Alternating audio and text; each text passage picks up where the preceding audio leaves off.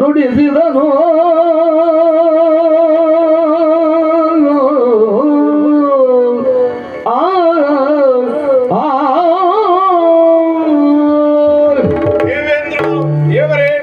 ಆದಿಮಾಯಿಯ ಇಚ್ಛೆಯಂತೆ ಲೋಕದ ಹಿತಕ್ಕಾಗಿ ಕ್ಷೇಮಕ್ಕಾಗಿ ಮೂವರನ್ನ ಸೃಷ್ಟಿಸಿದ್ದಾಳೆ. ಬ್ರಹ್ಮ ವಿಷ್ಣು ಮಹೇಶ್ವರನಾದ ನಾನು. ಹಾಗಾಗಿ ಲೋಕದವರು ನಮ್ಮನ್ನು ಆದರ್ಶ ವ್ಯಕ್ತಿ ಎಂದು ಒಪ್ಪಿಕೊಂಡಿದ್ದಾರೆ. ಅವರು ಹಾಗೆ ಒಪ್ಪಿಕೊಂಡಾಗ ನಮ್ಮ ಚರ್ಯೆಯಲ್ಲಿ ದೋಷ ಇರಬಾರದು. ಭಕ್ತರ ಚಿತಾಭಸ್ಮವನ್ನು ಲೇಪಿಸಿ ತ್ರಿಸಂಧೆ ತಾಂಡವಾಡುವುದು ನನ್ನ ಪದ್ಧತಿ. ಹಾಗೆ ಆಡುತ್ತಾ ಇರುವಾಗ ಹರ ಹರ ಶಂಭೋ ಮಹಾದೇವ ಎನ್ನುವ ನಿಮ್ಮ ಸ್ತುತಿ ಕೇಳಿ ಹೀಗೆ ನೋಡಿದೆ. ನೀನು ನನ್ನ ಮಾತು ಕೇಳಿ ಏನು ದೇವರೇ ಏನು ಬಂದು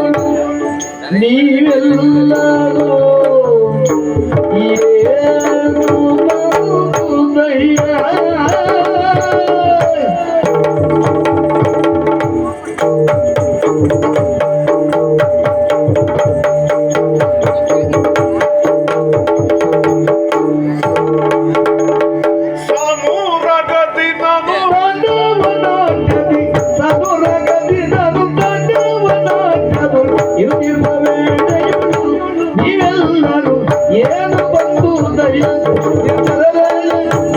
ಬಂದುದಯ್ಯ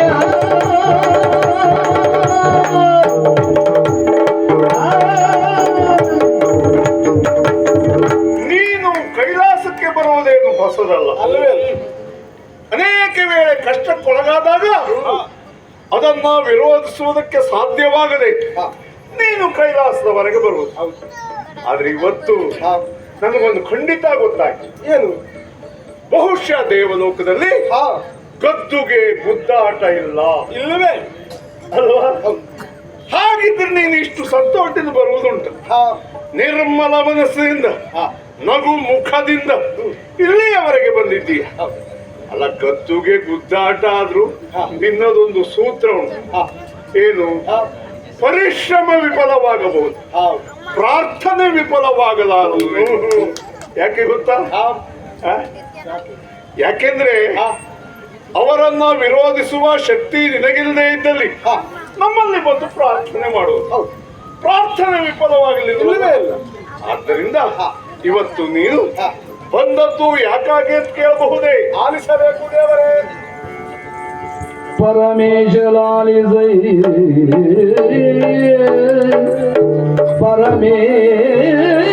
ಪರಮೇಶಲಾಲಿಸೈ ಸರ್ವಜೀವಿಗಳ ಉದ್ಧರಿಪ ಬಗೆಗೀಗ ಸರ್ವಜೀವಿಗಳ ಉದ್ಧರಿಪ ಬಗೆಗೀಗ ನೆಲಗಿ ಪ್ರಾಜ್ಞರನೆಲ್ಲ ವಿರಚಿಸುವೆ ಸತ್ರವನೊಂದ ನೆಲಗಿ ಪ್ರಾಜ್ಞರನೆಲ್ಲ ವಿರಚಿಸುವೆ ಸತ್ರವನೊಂದ ಆ ಸಭೆಗೆ ಅಧ್ಯಕ್ಷನಾಗಿಯೇ ನೀ ಬರುವುದು. ಆ ಸಭೆ ಮುನಿಗಳು ಸೇರಿದಂತಹ ಒಂದು ಯಾಗವನ್ನ ಮಾಡಬೇಕು ಎನ್ನುವಂತಹ ಯೋಚನೆ ಇದ್ದವ. ಅಂದ್ರೆ ತ್ರಿವೇಣಿ ಸಂಗಮದಲ್ಲಿ ಒಂದು ಜ್ಞಾನ ಸತ್ರವನ್ನ ಕೈಗೊಂಡವನಾಗಿದ್ದೇನೆ. ಆದ್ರೆ ಯಾವುದೇ ಒಂದು ಶುಭ ಕಾರ್ಯಕ್ಕಾದ್ರೆ ಅಲ್ಲೊಂದು ಅಧ್ಯಕ್ಷ ಸ್ಥಾನ ಇರ್ತದೆ. ಏರುವವರು ಅಷ್ಟೇ ಯೋಗ್ಯತಾವಂತರಾಗಿರಬೇಕು. ಅಂದ್ರೆ ಅಲಂಕಾರ ಮಾಡುವ ಹೇಗಿರಬೇಕು ಹೇಳಿದ್ರೆ ಸಾಕ್ಷಾತ್ ದೇವನೇ ಆಗಿರಬೇಕು ಎನ್ನುವಂತಹ ಯೋಚನೆ ಮಾಡಿದಂತಹ ನಾನು ಅಧ್ಯಕ್ಷ ಸ್ಥಾನಕ್ಕೆ ಸಮಾನವಾಗಿರುವಂತಹ ವ್ಯಕ್ತಿ ಯಾರು ಹೇಳಿದ್ರೆ ಅದು ಕಡೆಯ ದಿಕ್ಕಿನ ಒಡೆಯ ಪರಮೇಶ್ವರ ಎನ್ನುವುದಾಗಿ ತಿಳಿದು ನಿಮ್ಮಲ್ಲಿವರೆಗಾಗಿ ನಾನು ಬೇಡಿಕೊಳ್ಳುವುದಕ್ಕಾಗಿ ಬಂದಿದ್ದೇನೆ. ಹಾಗಾದರೆ ನೀನು ಸಂಕ್ರಾಂತಿ ಆಚರಿಸುವ ಯೋಚನೆ. ಹೌದೌದು. ಸಂಕ್ರಾಂತಿ ಅಂದ್ರೆ ಕ್ರಾಂತಿ ಅಂದ್ರೆ ಬದಲಾವಣೆ. ಹೌದು, ಸಂಕ್ರಾಂತಿ ಒಳ್ಳೆಯ ಬದಲಾವಣೆ. ಯಾಕೆಂದ್ರೆ ಇಷ್ಟು ಕಾಲ ಬರೇ ಕಷ್ಟದಲ್ಲಿ ಇದ್ದವ ನೀನು. ಹೌದು. ಹೇಳಿಕೊಳ್ಳುವುದಕ್ಕೆ 3 ಮೂರ್ತಿಗಳ ಕರುಣಪಾತ್ರನಾದವ, 100 ಯಾಗ ಮಾಡಿದವ, 100 ಲೋಕದ ಒಡೆಯ. ಆದ್ರೆ ನಿನಗೆ ಸುಖ ಇದೆ ಅಲ್ವಾ? ಎಷ್ಟು ಬಾರಿ ಅನಿಸುತ್ತೇನೋ ಇಷ್ಟ ಬೇಡ ಇದು. ಈಗ ನೆಮ್ಮದಿಯಿಂದಿರುವ ಕಾಲದಲ್ಲಿ ಜನರಲ್ಲಿ ಜನರ ಹಿತಕ್ಕಾಗಿ ಜ್ಞಾನ ಸತ್ರ ಮಾಡುವುದು. ನಿಮ್ಮನ್ನ ಸುಮನಸರು ಎಂದು ಕರೆದದ್ದು ಸಾರ್ಥಕವಾಯಿತು. ಒಳ್ಳೆಯ ಮನಸ್ಸುಳ್ಳವರು ಎಂಬ ಲೋಕದ ಹಿತಕ್ಕಾಗಿ ಕಾರ್ಯ ಮಾಡುವುದು. ಶುಭಂ ಕರೋತಿ ಶಂಕರಂ ಅಂದ್ರೆ ಲೋಕದ ಹಿತಕ್ಕಾಗಿ ಮಾಡುವ ಕಾರ್ಯಕ್ಕೆ ನಾನು ಸದಾ ಸಿದ್ಧನಿದ್ದೇನೆ. ಹೇಳು.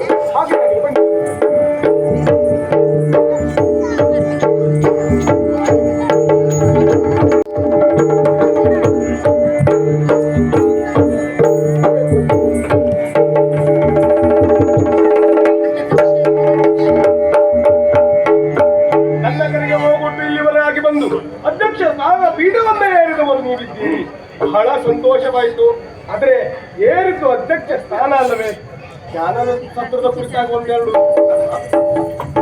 ಅಯ್ಯ, ಕಣ್ಣಿನ ದೃಷ್ಟಿ ಹಾಯುವವರೆಗೂ ಜನ. ಹೌದಪ್ಪ. ಯಾಕೆ ಗೊತ್ತಾ? ಎಲ್ಲಿ ಒಳ್ಳೆಯ ಕೆಲಸ ನಡೀತದೋ ಅಲ್ಲಿ ಜನ ಬರ್ತಾರೆ ಎನ್ನುವುದಕ್ಕೆ ಸಾಕ್ಷಿ. ಮಾಡುವುದು ಗಂಗಾ ಯಮುನಾ ಸರಸ್ವತಿ ತ್ರಿವೇಣಿ ಸಂಗಮದಲ್ಲಿ, ಅಂದರೆ ಈ ಪುಣ್ಯ ಕ್ಷೇತ್ರದಲ್ಲಿ ಜ್ಞಾನ ಸತ್ರ. ಸತ್ರ ಅಂದ್ರೇನು? ಹೋಮಿಸುವುದು ಎಂಬ ಅರ್ಥ. ಜ್ಞಾನ ಸತ್ರ ಅಂದ್ರೇನು? ಜ್ಞಾನವನ್ನು ಹೋಮಿಸುವುದು ಎಂಬ ಅರ್ಥ ಅಲ್ಲ. ಜ್ಞಾನಿಗಳೆಲ್ಲ ಕೂಡಿ ಲೋಕದ ಹಿತಕ್ಕಾಗಿ ಒಂದು ಕಾರ್ಯವನ್ನ ಮಾಡುವುದು, ಹೌದು. ಯೋಚನೆ ಮಾಡುವುದು, ಸಮಾಲೋಚಿಸುವುದು. ಹೌದು. ಲೋಕದಲ್ಲಿ ನಾವು ಕಾಣುತ್ತಿರುವ ಸತ್ಯ ಏನು? ಹಾ. ಕ್ರಿಮಿಯನ್ನ ತಿಂದು ಕೀಟ, ಹೌದು. ಕೀಟವನ್ನ ತಿಂದು ಕಪ್ಪೆ, ಕಪ್ಪೆಯನ್ನ ತಿಂದು ಹಾವು, ಹಾವನ್ನ ತಿಂದು ಹದ್ದನ್ನ ತಿಂದು ಗಿಡುಗ. ಹೀಗೆ ಒಂದನ್ನೊಂದು ತಿಂದು ಬದುಕುತ್ತವೆ. ಹೌದು. ಹಾಗಾದರೆ ಮತ್ತೊಬ್ಬರನ್ನ ತಿಂದು ಬದುಕುವುದೇ ಬದುಕೆ ಅಲ್ಲ. ಬದುಕೆ ಬೇರೆ ಅರ್ಥ ಉಂಟು, ಅದನ್ನ ತೀರ್ಮಾನಿಸಬೇಕು. ಬರುವವರೆಲ್ಲ ಬರಲಿ, ಆಮೇಲೆ ಮುಂದೆ. ಹಾಗೆ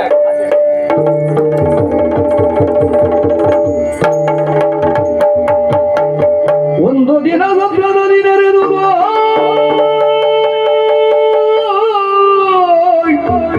ಬಂದು ದಿಕ್ಪಾಲಾದಿ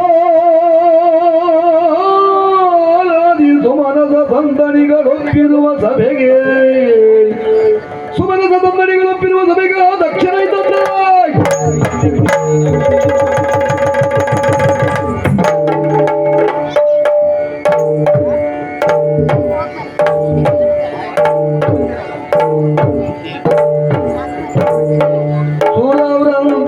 ಸುರವೃಂದವೆತ್ತಿದಿರಾಗಿ ಭಯದಲ್ಲಿ ಹೊಂದಿಸುತ್ತಿರಲು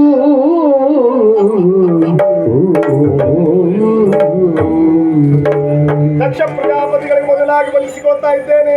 ಶುಭವಾಗಲಿ. ಕುಳಿತುಕೊಳ್ಳಿ, ಕುಳಿತುಕೊಳ್ಳಿ. ದೇವೇಂದ್ರ, ಅಗ್ನಿ, ವರುಣ, ಕುಬೇರ, ನಿರುತಿ, ಆಹಾ ಆಹಾ ಆಹಾ, ಎಲ್ಲರಿಗೂ ಶುಭವಾಗಲಿ. ಕುಳಿತುಕೊಳ್ಳಿ, ಕುಳಿತುಕೊಳ್ಳಿ. ಓ, ಇವರೆಲ್ಲ ಮಾತಾಡ್ತಾ ಇದ್ದಾರೆ. ನನ್ನ ಪರಿಚಯ ಅವರಿಗೆ ಹೇಳುದು. ದಕ್ಷ ಪ್ರಜಾಪತಿಗೆ ಇವರು ಅಂತ. ಹೌದು, ದಕ್ಷ ಪ್ರಜಾಪತಿಗಳೇ. ಹಾ, ಅವರೊಬ್ಬರು ಅಜ್ಞಾನಿಗಳು ಬಂದು ಸೇರಿಬಿಡ್ತೀವಿ. ಮತ್ತೆಲ್ಲ ಜ್ಞಾನಿಗಳೇ ಸೇರಿದಂತ ಸಭೆಯಲ್ಲವೇ ಇದು. ದೇವತೆಗಳಿದ್ದಾರೆ, ಸಪ್ತ ಋಷಿಗಳಿದ್ದಾರೆ, ಅಷ್ಟೇ ಅಲ್ಲ ಗಂಧರ್ವರು, ಕೆಂಪುರುಷರು ಎಲ್ಲರೂ ಇದ್ದಾರೆ. ಪ್ರತ್ಯಕ್ಷವಾಗಿ ಸಾರಸ್ವತ ಲೋಕವೇ ಈ ತ್ರಿವೇಣಿ ಸಂಗಮದಲ್ಲಿ ಸೇರಿದೆ. ಎಲ್ಲರಿಗೂ ಒಳ್ಳೆಯದಾಗಲಿ, ಎಲ್ಲರಿಗೂ ಒಳ್ಳೆಯದಾಗಲಿ, ಎಲ್ಲರಿಗೂ ಒಳ್ಳೆಯದಾಗಲಿ.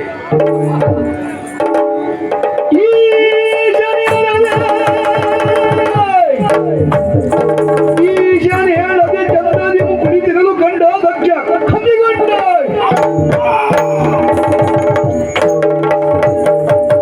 ಈ ಸಕಲ ಸಭೆಯೇ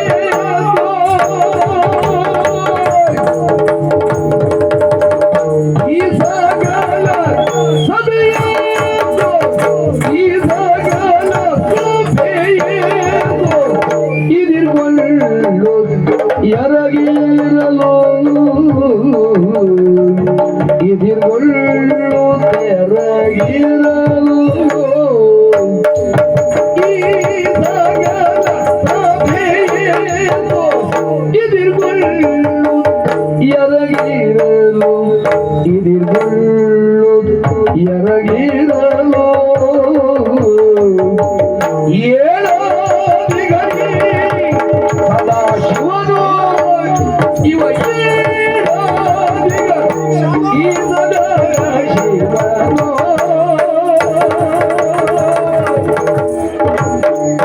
ಈಶನಾನಂದೆಂಬ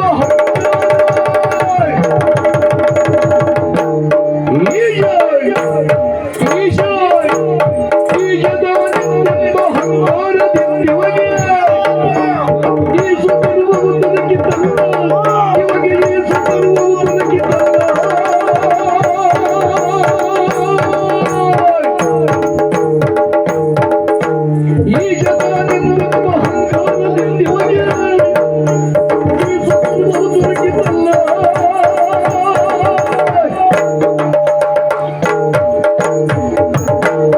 ಇಡೀ ಸಭೆಯೇ ಈ ದಕ್ಷಿಣ ಪ್ರವೇಶವಾದಾಗ ಇದರದ್ದು ನಮಸ್ಕರಿಸಿ ತಮ್ಮ ತಮ್ಮ ಆಸನದಲ್ಲಿ ಮತ್ತೆ ಕುಳಿತುಕೊಳ್ತಾ ಇದ್ದಾರೆ.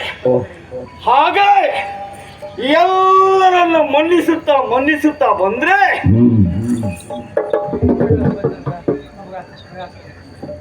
ಸಭಾಧ್ಯಕ್ಷ ಸ್ಥಾನದಲ್ಲಿ ಕುಳಿತವ ಯಾರು ನೋಡಿದ್ರೆ ಈಶ ಇವ ಒಬ್ಬ. ನಾನು ಬಂದಾಗ ಹೇಳಲಿಲ್ಲ, ಹೆಜ್ಜಾನು ಈ ಕಡೆಗೆ ನೋಡಲೂ ಇಲ್ಲ. ಉಳಿದೆಲ್ಲವರು ಮಾನಿಸುತ್ತಿದ್ದಾರೆ, ಎಲ್ಲವರು ಗೌರವಿಸುತ್ತಿದ್ದಾರೆ. ಇವ ಮಾತ್ರ ಹೀಗೆ ಯಾಕೆ? ಈಗ ಅರ್ಥ ಆಯ್ತು. ಇವನಿಗೆ ಅಹಂಕಾರ, ಈಶ ತಾನೆಂಬ ಅಹಂಕಾರ.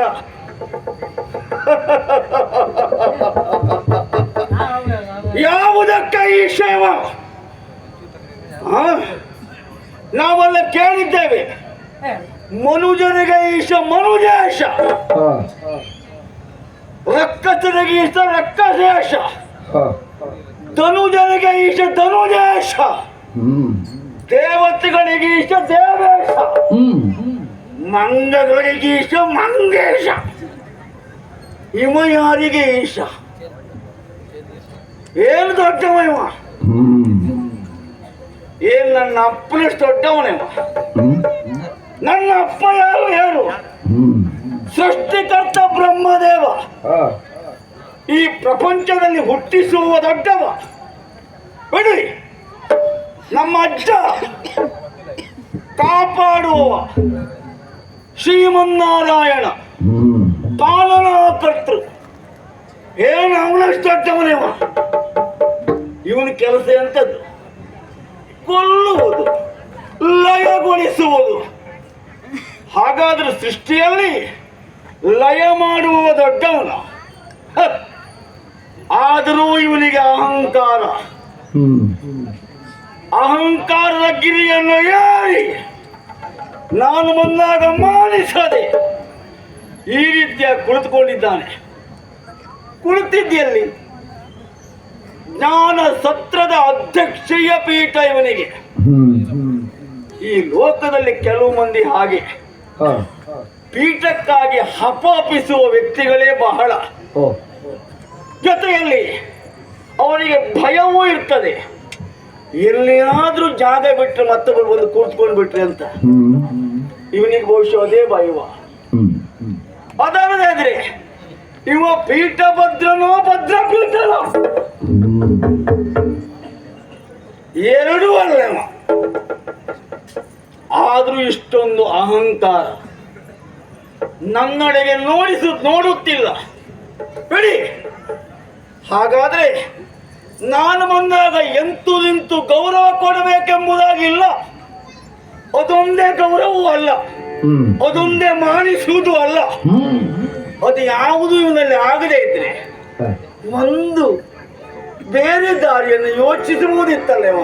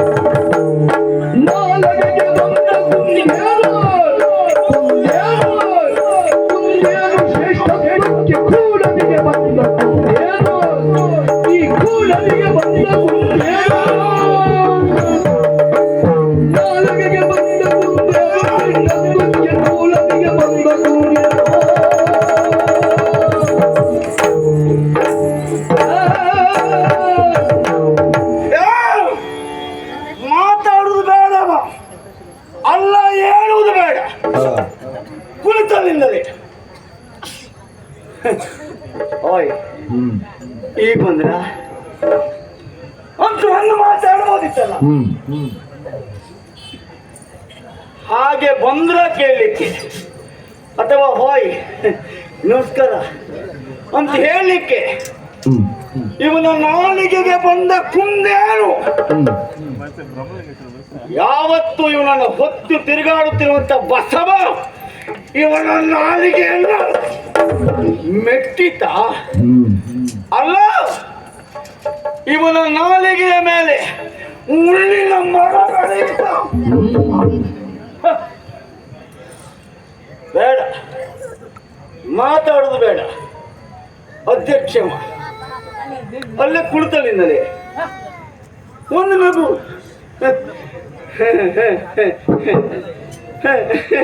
ಇಷ್ಟು ಮಾಡಿದ್ರೆ ಸಾಕಿತ್ತವ. ಅಷ್ಟನ್ನು ಮಾಡುವುದಿಲ್ಲ ಅಂತಾದ್ರೆ ಏನಿವನ ದುರಹಂಕಾರ, ಯಾಕೆ ಹೀಗೆ ಬರ್ತಾನೆ? ಓ ಪೀಠ ಸಿಕ್ಕಿದ್ದು ಒಂದು, ಇನ್ನೊಂದು ಅಧ್ಯಕ್ಷ ಎಂಬುದು ಎರಡು, ಮತ್ತೊಂದು ದೇವತೆಗಳೆಲ್ಲ ಮಾನಿಸಿ ಕರ್ಕೊಂಡು ಬಂದಿದ್ದಾರೆ ಹೇಳುವುದು. ಈ ಎಲ್ಲವೂ ಪಿತ್ತ ನೆತ್ತಿಗೇರಿ ಹೋಯ್ತು ಇವನಿಗೆ. ಬಿಡಿ, ಹಾಗೆ ಹೇಳಲಿಕ್ಕೆ ಒಳಗಿಂದ ಒಳಕ್ಕುಂಟು ನನಗೆ. ಯಾಕೆ? ಇವನಿಗೂ ನನಗೂ ಸಂಬಂಧ ಉಂಟು. ಹೌದಾ? ಏನು ಹೌದಾ? ನಾ ಯಾರು? ಬರೇ ದಕ್ಷ ಅಲ್ಲ, ಬರೇ ಬ್ರಹ್ಮ ಮಾನಸ ಪುತ್ರ ಎಂಬ ಕಾರಣಕ್ಕಾಗಿ ಗೌರವ ಕೊಡುದು ಬೇಡ. ನನಗೂ ಅವನಿಗೂ ಸಂಬಂಧ ಇದೆಯಲ್ಲ. ಹಾ, ಹೇಗೆ? ಅವನ ಮಾವ ನಾನು, ಅವನನ್ನು ಒಳಿಯೋ ಹೇಳಲಿಕ್ಕೆ ನಾಟ್ಯ ಆಗ್ತೇನೆ. ನಾನು ಬೇಕು ಬೇಕೆಂಬುದಾಗಿ ಹಂಬಲಿಸಿ ಇವನಿಗೆ ಮದುವೆ ಮಾಡಿ ಕೊಟ್ಟಿದ್ದಲ್ಲ. ನನ್ನ ಮಗಳಾದಂತ ದಾಕ್ಷಾಯಿಣಿ ನನ್ನ ಪ್ರೀತಿಯ ಮಗಳು. ಏನ್ ಮಾಡೋಣ? ಈ ಲೋಕದಲ್ಲಿ ತಂದೆ ತಾಯಿಗಳಿಗೆ ಯಾರು ಅತಿ ಪ್ರೀತಿಯ ಮಕ್ಕಳೋ ಅವರು ತಂದೆ ತಾಯಿಗಳ ಮನಸ್ಸಿಗೆ ವಿರುದ್ಧವಾಗಿಯೇ ಕೆಲಸ ಮಾಡೋದು. ಅದಲ್ಲದೆ ಇದ್ರೆ ದಾಕ್ಷಾಯಿಣಿ ಪ್ರೀತಿಯ ಮಗಳು ಎಂಬ ಕಾರಣಕ್ಕಾಗಿ ನೋಡ್ಕೊಂಡಿದ್ದಾದ್ರೆ ಹೇಗೆ ಅವಳನ್ನ? ಆದ್ರೆ ಅವನು ಇವನನ್ನ ಪ್ರೀತಿಸಿ ಬಿಟ್ಲು. ಏನು ಹೋ ಗುರುವಿನೆಲ್ಲ ಒಪ್ಪಿದ್ದಲ್ಲ. ಓ ಅಂದ್ರೆ ದೊಡ್ಡವ್ರ ಮನೆ ವಿಷಯ. ದೊಡ್ಡವ್ರ ಮನೆ ವಿಷಯ ಯಾವತ್ತು ಸಣ್ಣವ್ರ ಬಾಯ್ಲೇರು. ಮತ್ ದೊಡ್ಡವ್ರ ಮನೆ ವಿಷಯ ಆಡುದಿಲ್ಲ. ಕೇಳು, ದೊಡ್ಡವ್ರು ಅವ್ರ ಮನೆ ವಿಷಯ ಮತ್ತೊಬ್ರು ಆಡ್ತಾರೆ ಅಂತ. ಏನ್ ಮಾಡೋಣ? ನನಗ್ ಮನಸ್ಸಿಲ್ಲ ಕೊಡ್ಲಿಕ್ಕೆ, ಕೊಡುವುದಿಲ್ಲ ಅಂತ ಹಠ ಹಿಡಿದೆ. ಆದ್ರೂ ಕೊಡಬೇಕಾಗಿ ಮತ್ತು ಕಾರಣ ಏನು? ನನ್ನಿಷ್ಟದಂತೆ ಅಲ್ಲ. ಸರದಿ ಜಾಗನಿಂದ ಮುಡಿಗೆ ನಾಮರುಳಾಗೆ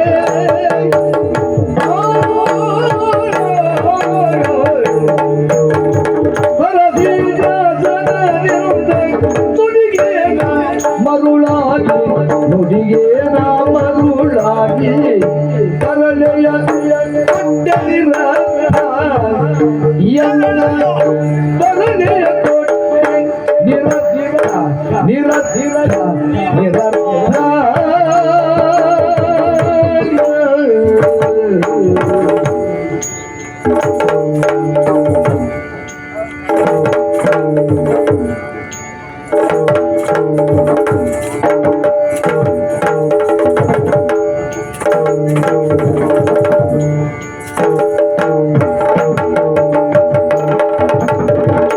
ಪರಿಗಿದೆ ಕೂಡಗನ,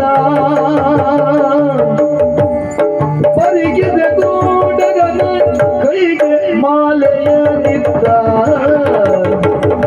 ಪರಿಗಿದೆ ಕೂಡಗನ ಕೈಗೆ ಮಾಲೆಯ ನಿತ್ತ.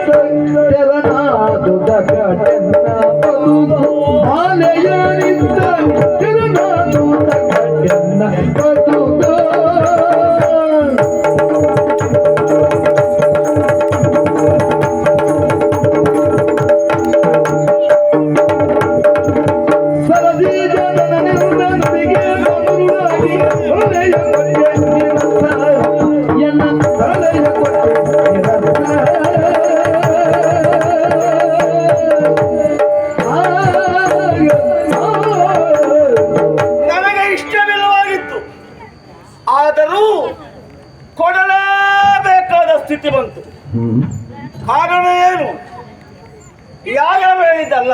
ಹಾ. ನನ್ನ ಅಪ್ಪ ಬ್ರಹ್ಮದೇವ ಹ್ಮ್. ಮಗನೇ, ಪ್ರಕರಣ ದೊಡ್ಡ ಆಗುದು ಬೇಡ, ಹಾ. ಮುಚ್ಕೊಂಡ್ಬಿಡಿ ಅಂತ ಹೇಳಿ. ಹಾ. ಕೆಲವೊಮ್ಮೆ ಹಾಗೆ ಕಂಡವರ ಬಾಯಲ್ಲಿ ನಮ್ಮ ಮನೆ ವಿಷಯ ಬೇಡ. ಹೇಗೂ ಮಗಳು ಇಷ್ಟಪಟ್ಟಿದ್ದಾಳೆ ಅಲ್ವೇ, ಅವ ಈಶ್ವರ ಅಲ್ವಾ, ಅವನಿಗೆ ಕೊಟ್ಟು ಮದುವೆ ಮಾಡಿಬಿಡು ಅಂತ ಹೇಳ್ದ. ಹಾ. ನನಗೂ ಅಲ್ಲ ಅಂತ ಹೇಳಲಿಕ್ಕೆ ಆಗಲ್ಲ. ಯಾಕೆ? ಯಾಕೆ? ಅಪ್ಪ ಲೋಕದ ತಂದೆಯೂ ಹೌದು, ನನ್ನ ತಂದೆಯೂ ಹೌದು ಬ್ರಹ್ಮ. ಬ್ರಹ್ಮನ ಮಾತಿಗೆಲ್ಲ ವಿರುದ್ಧ ಆಡ್ಲಿಕ್ಕೆ ಉಂಟ? ಹ್ಮ್. ಅವನ ಮಾತಿಗೆ ನಾನು ಮರುಳಾಗಿ ಹೋದೆ. ಓ. ಈ ಮರುಳಿಗೆ ಕೊಟ್ಟೆ. ಹಾ. ಅಪ್ಪನ ಮಾತಿಗೆ ನಾನು ಮರುಳಾಗಿ ಹಾ. ಈ ಮರುಳಿನಿಗೆ ಕೊಟ್ಟೆ. ಹಾ. ಹ. ಅದು ಯಾವಾಗ ಗೊತ್ತಾಯ್ತು ನನಗೆ? ಹಾ. ಮತ್ತೆ ಗೊತ್ತಾಗಿತ್ತು. ಈ ದರಿದ್ರಿ ಕೊಡಬಾರ್ದಿತ್ತು ನಮ್ಮ ಮಗಳನ್ನ, ಹ್ಮ್. ಕೊಟ್ಟಿದ್ದು ಹೇಗಾಯ್ತು? ಹಾ. ಮಂಗನ ಕೈಯಲ್ಲಿ ಮಾಣಿಕ್ಯ ಕೊಟ್ಟಂತಾಯ್ತು. ಹಾ. ಇವ ಮಂಗ, ಹಾ. ನನ್ನ ಮಗಳು ಮಾಣಿಕ್ಯ. ಹ. ಅವಳನ್ನು ಕೊಟ್ಟುಬಿಟ್ಟಲ್ಲ ನಾನು. ಹಾ. ಏನುಂಟು ಇವನಿಗೆ? ಹ್ಮ್. ವಾಸ ಮಾಡ್ಲಿಕ್ಕೆ ಮನೆ ಉಂಟ? ಹ್ಮ್. ಬೇರೆ ಲೋಕ ಉಂಟ? ನನ್ನ ಅಪ್ಪನಿಗೆ ಸತ್ಯಲೋಕ, ನನ್ನ ಅಜ್ಜನಿಗೆ ವೈಕುಂಠ, ಇವನಿಗೆ ಯಾವುದು? ಯಾವುದಿಲ್ಲ. ಹಾ. ನನ್ನ ಅಜ್ಜ ಶೃಂಗಾರ ಪ್ರಿಯ, ಓ. ಅಲಂಕಾರ ಪ್ರಿಯ. ಹ್ಮ್. ಇವೆಂತದು? ಅಭಿಷೇಕ. ಹಾ. ನೀರು ಹೋಯ್ತಾ ಇಲ್ಲ? ಹಾ. ನೀರು ಬೀಳ್ತಾ ಇದ್ದವನಿಗೆಲ್ಲ ಯಾವ ಸೌಂದರ್ಯದ ಪ್ರಜ್ಞೆ ಉಂಟು ಸ್ವಾಮಿ? ಹ್ಮ್. ಆ? ಅಭಿಷೇಕ ಪ್ರಿಯೋ ಹೇಳುದು ನೋಡಿ. ರುದ್ರ. ಅಂದ್ರೆ ನೀವು ಹಾ. ಯೋಚನೆ ಮಾಡಿ, ಏನೂ ಇಲ್ಲ. ಹ್ಮ್. ಕೈಲಾಸಗಿರಿ ಹ್ಮ್. ಎಲ್ಲುಂಟದು? ಹ್ಮ್. ಅದಕ್ಕೇನು ಬೇರೆ ಲೋಕ ಇಲ್ಲ, ಹಾ. ಅದು ಭೂಲೋಕದಲ್ಲೇ ಉಂಟು. ಹಾ. ಹಿಮಚ್ಛಾದಿತವಾದಂತ ಪ್ರದೇಶ, ಬೆಳ್ಳಿ ಬೆಟ್ಟದ ಬೇರೆ ಹಸಿವನಿಗೆ. ಅವ್ ಉಟ್ಕೊಂಡು ನೋಡಿದ್ರ ಹ್ಮ್. ಹುಟ್ಟಿದ್ದಲ್ಲ, ಸುತ್ತಿದ್ದು. ಗಜ ಚರ್ಮಾಂಬರಧಾರಿ, ಹ್ಮ್. ವ್ಯಾಘ್ರ ಚರ್ಮಾಂಬರಧಾರಿ. ಹ್ಮ್. ನೋಡಿ, ನೋಡುವುದಕ್ಕೆ ಅಸಹ್ಯ. ಹ್ಮ್. ತಲೆ ಮೇಲೆ ಎರಡುಂಟು, ಒಂದು ಚಂದ್ರ, ಹಾ. ಮತ್ತೊಂದು ಗಂಗೆ, ಹಾ. ಹೀಗೆಲ್ಲ ಉಂಟು ಅವನಿಗೆ. ವಿಕಾರದಲ್ಲಿ ಯಾರು ಪ್ರಥಮ? ಹಾ. ನಮ್ಮೊಳಿಯೋ ಪ್ರಥಮ. ಹೇಳ್ಕೊಳ್ಳಿ ನಾಚಿಕೆ, ಅಷ್ಟು ವಿಕಾರ ನೋಡಿ. ಹ್ಮ್. ಕೆಳಗೆ ನೋಡುದ, ಕೆಳಗಿನ ಮೇಲೆ ನೋಡುದ ಅರ್ಥ ಆಗುದಿಲ್ಲ. ವಿಕಾರದ ಮುದ್ದೆ. ಯಾಕೆ ವಿಕಾರ ಆಯ್ತು? ವಿಕಾರ ಒಂದು ಆಕಾರ ಪಡೆಯಬೇಕು ಅಂತ ಸಂಸ್ಕಾರ ಬೇಕು. ಹಾ. ಸಂಸ್ಕಾರ ಸಿಗುವುದು ಎಲ್ಲಿಂದ? ಹ್ಮ್. ಆ ಸಂಸ್ಕಾರದ ಮೊದಲ ಮೆಟ್ಟಿಲು ಯಾವುದು? ಸ್ನಾನವಿಲ್ಲವು ಜಪಾನುಷ್ಠಾನ ಮೊದಲಿಲ್ಲೋ,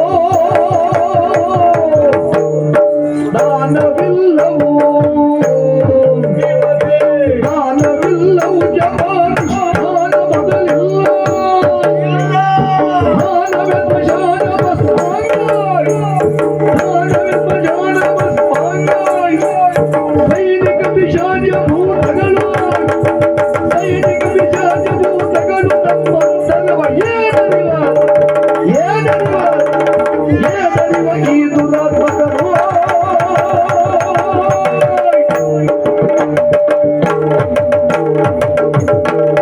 ಸಂಸ್ಕಾರದ ಮೊದಲ ಮೆಟ್ಟಿಲು ಯಾವುದು? ಹಾ.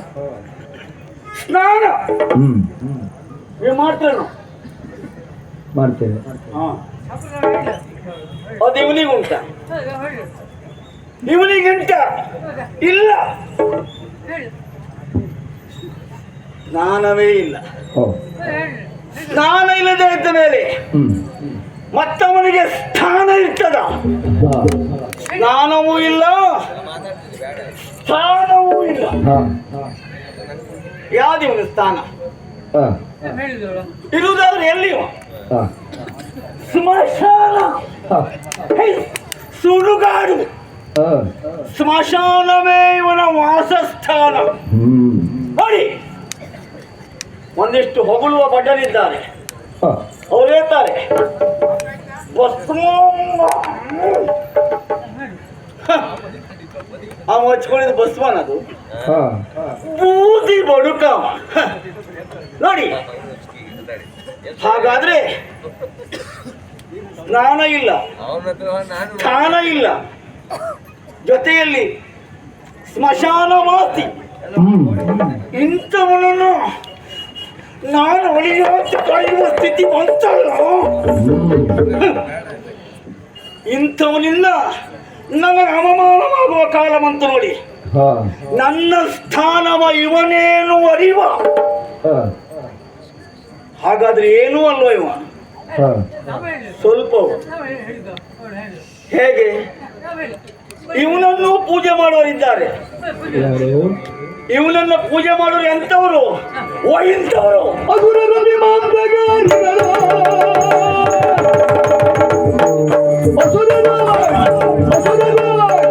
ಅಸುರರ ವಿಮಾನಗಾರಿಗಳು, ಪಾಷಂಡಿಗಳು, ಜಗತ್ತಿನ ದೈವ ವ್ಯಾಸ, ಅಸುರವರು ಹೊರತು ನಮ್ಮ ಜೀತ ಮಾನ್ಯನೆಯರು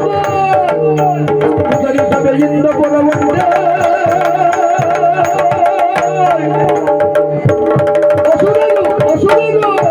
ಈ ಬೂದಿ ಬಸವನನ್ನು ಪೂಜೆ ಮಾಡುವರಿದ್ದಾರೆ. ಹೌದಾ? ಯಾರು? ಯಾರು? ಅಸುರರತಿ ಮಾಂಸಾಹಾರಿಗಳು. ಸರಿ ಇರುವುದಿಲ್ಲ ಅವರಿಗೆ. ತಲೆ ಸರಿ ಇದ್ರೆ ತಕೊಂಡು ಸರಿ ಇರುವುದಿಲ್ಲ, ತಕೊಳ್ಳೋದಿದ್ರೆ ತಲೆ ಸರಿ ಇರುವುದಿಲ್ಲ. ಹಾ ಅಂತವರಿದ್ದಾರೆ ರಕ್ಕಸರು. ಹಾ ಆ ಅಸುರರು ಇವರನ್ನ ಪೂಜೆ ಮಾಡ್ತಾರೆ. ಹೇಗೆ? ಹಾ ನಮ್ಮ ದೇವರು ನಮ್ಮ ದೇವರು ಎಂಬುದಾಗಿ. ಹಾ ಮತ್ತೆ ಈಶನ ಅಧ್ಯಕ್ಷತೆ ಅಂದ್ರೆ ಹಂತದಲ್ಲಿ ಇರಬೇಕು. ಹಾ ಯಾಕೆ? ಅವರೆಲ್ಲ ಭೂತ ಪ್ರೇತಗಳು. ಹಾಗಾಗಿ ಅವನೊಟ್ಟಿಗೆ ಬೇಕು ಅದಲ್ಲ. ವಸುದೆಯಲ್ಲಿ ಅಗ್ಗದ ದೈವ ಹಾ ಕೇಳಿರ್ಬೋದು ನೀವು. ಅವನು ಹೊರತಾರೆ ಹಾ ಒರೇ ಶಂಕರ ಅಲ್ಲ, ಹಾ ಬೋಳ ಶಂಕರ. ಇವು ಬೋಳ ಅಲ್ಲ, ಬೋಳ ಶಂಕರ. ವಸುದೆಯಲ್ಲಿ ಅಗ್ಗದ ದೈವ ಲೆಕ್ಕಕ್ಕಿಲ್ಲ. ಹಾ ಆದ್ರೆ ಎನಗೀತ ಮಾನ್ಯನೇ ಅಲ್ಲ. ಇವನನ್ನ ಅಧ್ಯಕ್ಷೀಯ ಪೀಠಕ್ಕೆ ಕುಳಿಸಿದ ಯಾರವ? ಇವನನ್ನು ಅಧ್ಯಕ್ಷೀಯ ಪೀಠಕ್ಕೆ ಆಯ್ಕೆ ಮಾಡಿದವ ಯಾವ ಮೂರ್ಖಾಸಿರವ? ಹಾ ನಿನಗೆ ಬೇರೆ ನನ್ನ ಅಪ್ಪನ ನೆನಪಾಗಿಲ್ವ ನಿನಗೆ? ನನ್ನ ಅಜ್ಜಿ ನೆನಪಾಗಿಲ್ವಾ? ಬೇಡಪ್ಪ, ಅವ್ರು ಯಾರು ಇಲ್ಲ ಅಂದ್ರೆ ನೆನಪಾಗಿಲ್ವಾ?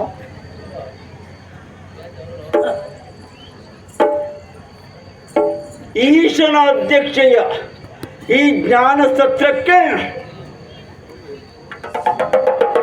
ಧಿಕ್ಕಾರ, ಧಿಕ್ಕಾರ.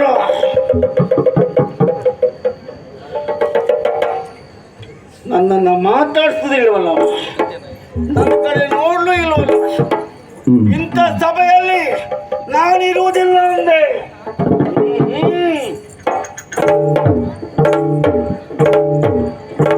ಇಂಥ ಸಭೆಯಲ್ಲಿ ನಾನಿರುವುದಿಲ್ಲ, ನಾನಿರುವುದಿಲ್ಲ.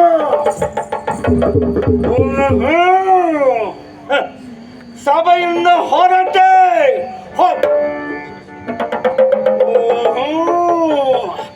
ಹೊರಟೆ, ಹೊರಟೆ. ಈಶನ ಅಧ್ಯಕ್ಷೀಯ ಸಭೆಗೆ ಧಿಕ್ಕಾರ, ಧಿಕ್ಕಾರ, ಧಿಕ್ಕಾರ. ಹೊರಟೆ.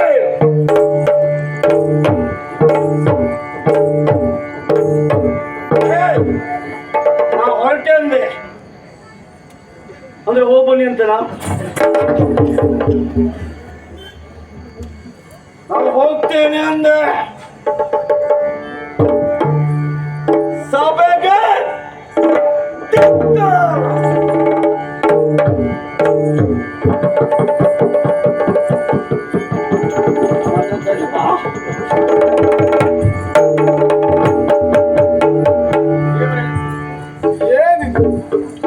ಹೇಗೆ ನಮ್ಮ ಮಾವಯ್ಯನ ಹೊಡ್ತಾ ಹೇಗೆ ಹುಡುಗಿದ್ದವ್ದು ಮಿಂಚಿದ್ದವ್ದು, ಮಳೆ ಮಾತ್ರ ಬರ್ಲಿಲ್ಲ.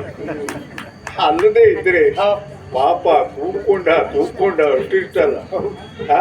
ನನ್ನನ್ನು ಯಾರು ಮಾತಾಡಿಸೋದಿಲ್ಲ ಅಂತ ಇವನು ಮಾತಾಡಿಸೋದು ಎದ್ದು ಹೋಗ ಅವನೇ ಇವನು ಮಾತಾಡಿಸ್ಬೇಕು. ಯಾಕೆ ಯೋಚನೆ ಮಾಡೋದು ನೀನು?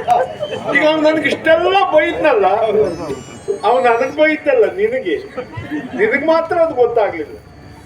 ನನ್ನಂತ ದುರ್ಬಲನೊಬ್ಬನನ್ನ ಪೀಠದ ಮೇಲೆ ಕುಳ್ಳಿರಿಸಿದ್ರಿ ಎಂಬ ಕಾರಣಕ್ಕಾಗಿ ಬೈದದ್ದು.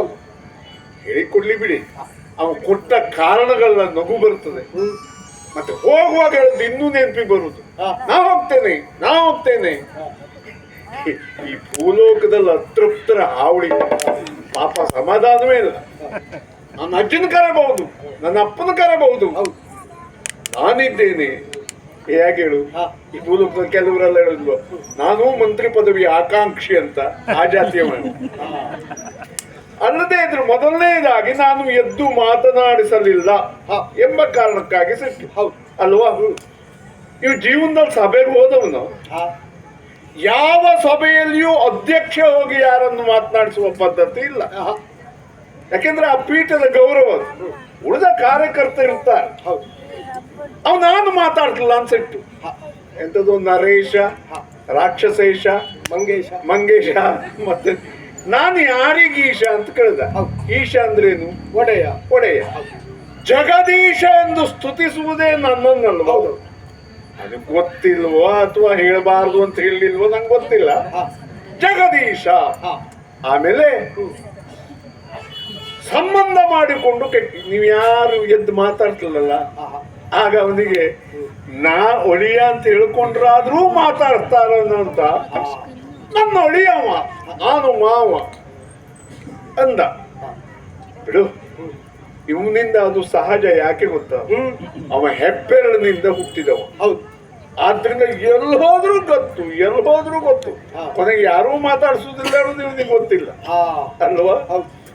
ಆದರೊಂದು, ಇನ್ನೆಲ್ಲಿಯಾದ್ರೂ ಸಿಕ್ಕಿದ್ರೆ ನೀವು ಹೇಳಲೇಬೇಕು ಅಲ್ವಾ? ಸುಮ್ಮನೆ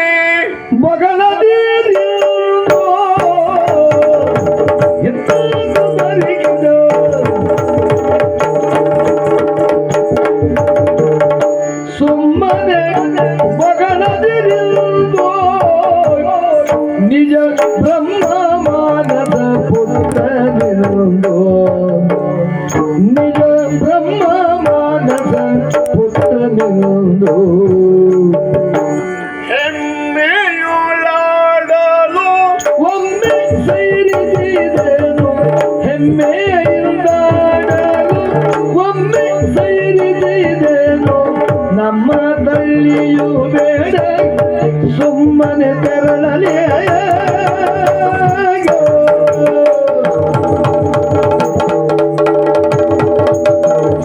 ಆಕ್ಷೇಪಿಸಿದ ಕಾರಣಗಳೆಲ್ಲ ಆಗದೇ ಇದ್ದದ್ದಕ್ಕಾಗಿ ಆಕ್ಷೇಪಿಸಿದ್ದು ಅಥವಾ ಅವನಿಗೆ ಗೊತ್ತಿಲ್ಲ. ಸ್ನಾನ ಇಲ್ಲ ಅಂತ ಹೇಳಿದ. ನಾನು ಸ್ವಯಂಭು, ನಿತ್ಯ ಶುದ್ಧನಿಗೆ ಸ್ನಾನ ಬೇಕ. ಆಮೇಲೆ ಜಪದಪಾದಿಗಳನ್ನು ಮಾಡುವುದಿಲ್ಲ ಅಂತ ಹೇಳಿದ. ನಾನೇ ಜಗದೀಶನ ಯಾರು ಜಪ ಮಾಡುವುದು ಅಲ್ವಾ? ಆಮೇಲೆ ನನ್ನನ್ನು ಆಕ್ಷೇಪಿಸುವುದಕ್ಕೆ ಮತ್ತೆಷ್ಟು ಕಾರಣ ಕೊಟ್ಟ ಅಲ್ವಾ? ಈಗ ಸ್ನಾನ ಇಲ್ಲ, ಜಪ ಇಲ್ಲ, ಆಮೇಲೆ ರಕ್ಕಸರೆಲ್ಲ ನನ್ನ ಭಕ್ತರು. ಇದು ಭಸ್ಮಾಲ್ ಅಂತೆ ನಾನು ಬಡಿದುಕೊಳ್ಳುದು, ಬೂದಿ ಅಂತ. ಮತ್ತಾನ್ ಸಂಸ್ಕಾರವಂತ ಹೇಳ್ಕೊಳ್ತಾವ. ಇವು ಯಾವ ಜಾತಿ ಸಂಸ್ಕಾರವಂತ ಗೊತ್ತಾ? ಒಬ್ಬ ಸಂಸ್ಕಾರವಂತ ಹೇಳಿಕೊಳ್ಳುವ ಏನು ಮಾಡ್ತಿದ್ದಂತೆ, ತಂದೆ ತಾಯಿಗಳನ್ನ ವೃದ್ಧಾಶ್ರಮಕ್ಕೆ ಸೇರಿದ. ಮನೆ ಅಂಗಳದಲ್ಲಿರುವ ನಾಯಿಗೆ ಮಾಂಸದೊಡ್ಡ. ಸರಿ ಗ್ರಹಿಸು. ತಂದೆ ತಾಯಿಗಳನ್ನ ವೃದ್ಧಾಶ್ರಮಕ್ಕೆ ಸೇರಿಸಿದ. ಮನೆ ಬಾಗಿಲಲ್ಲಿರುವ ನಾಯಿಗೆ ಮಾಂಸದೊಡ್ಡ. ಆ ಜಾತಿ ಸಂಸ್ಕಾರವಂತ ಹೇಳಿಕೊಳ್ಳಲಿ ಬಿಡು. ಈಗ ಮತ್ತೊಂದು ಹೇಳ್ದ, ನೋಡ್ಲಿಕ್ಕೆ ಆಗುದಿಲ್ಲ ಸುಟ್ಟು ರೂಪ ಅಂತ ಹೇಳ್ದ. ಈಗ ಮಗಳು ಸರಿಯಾ, ಅಪ್ಪ ಹೇಳ ಸರಿಯಾ? ಮಗಳು ನನ್ನ ರೂಪಕ್ಕೆ ಮರುಳಾಗಿದ್ದಾಳೆ ಹೇಳಿದವನು ಇವನೇ, ನೋಡ್ಲಿಕ್ಕೆ ಆಗುವುದಿಲ್ಲ ಹೇಳಿದವನು ಇವನೇ. ಇದಕ್ಕೆ ಏನ್ ಹೇಳ್ತಾರೆ ಗತ್ತೆ? ಏನು? ಸುಮ್ಮನೆ ಬಗುಳದಿರೆಂದು, ಬೊಗಳುವಿಕೆ ಅಂತ. ಈ ನಾಯಿ ಕೂಗ್ತದೆ ಎಂತದಂತ ನಮ್ಗೆ ಗೊತ್ತಾ? ಅವನು ಹಾಗೆ ಏನೋ ಎಷ್ಟು ಹೇಳಿ ಹೋದ. ಆದ್ರೆ ಒಂದು ನಿಮಗೆಲ್ಲ ಅದು ಸಿಕ್ಕಿದ್ರು ಒಂದು ಮಾತು ಹೇಳ್ಬೇಕು. ಏನು? ನನ್ನ ತಳ್ಳಿ ಬೇಡ, ಯಾರು ತಾಳ್ಮೆಯಿಂದಿರ್ತಾರೋ ಅವರು ಸಿಟ್ಟು ಬಹಳ ಕ್ರೂರ.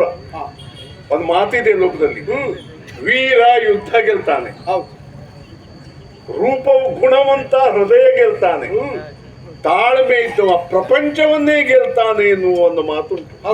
ಹಾಗಾಗಿ ತಾಳ್ಮೆಯಿಂದ ಇದ್ದೇನೆ. ಈ ಸಿಟ್ಟು ಬಂದದ್ದು ಒಂದು ಕಾರಣಕ್ಕೆ, ಯಾವುದು? ತನಗೆ ಪೀಠ ಕೊಡ್ಲಿಲ್ಲ ಅಂತ ಅಲ್ವಾ? ಯಾವ ದೇಶದ ದೊರೆ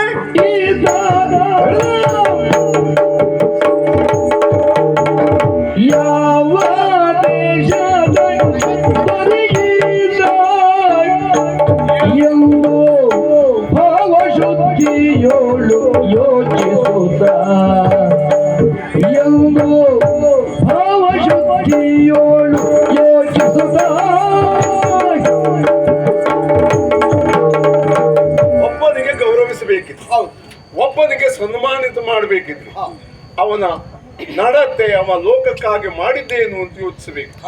ಇವು ಯಾವ ದೇಶದ ದೊರೆ, ಯಾವ ನಾಡನ್ನ ಆಳ್ತಾ ಇದ್ದವ, ಲೋಕದ ಹಿತಕ್ಕಾಗಿ ಏನು ಕಾರ್ಯ ಮಾಡಿದ್ದಾನೆ, ಏನು ಇಲ್ಲದೆ ನಾನು ಬ್ರಹ್ಮ ಮಾನಸ ಪುತ್ರ ಆದ್ರಿಂದ ನನಗೆ ಪೀಠ ಸಿಗಬೇಕು ಅಂದ್ರೆ ಅರ್ಥ ಉಂಟು? ಬಿಡು, ಎಲ್ಲಾದ್ರೂ ಸಿಕ್ಕಿದ್ರೆ ಒಂದು ಎಚ್ಚರಿಕೆ ಕೊಡು. ಯಾಕಂದ್ರೆ ಸಹಿಸಿಕೊಳ್ಳುವವರ ಸಿಟ್ಟು ಬಹಳ ಕ್ರೂರ. ಆಮೇಲೆ ನಾವು ಜ್ಞಾನ ಸತ್ರವನ್ನು ನಿಲ್ಲಿಸಬಾರದು. ಬರ್ತಾ ಇದ್ದಾರೆ ಜ್ಞಾನ ಸತ್ರ ಮುಂದೆ.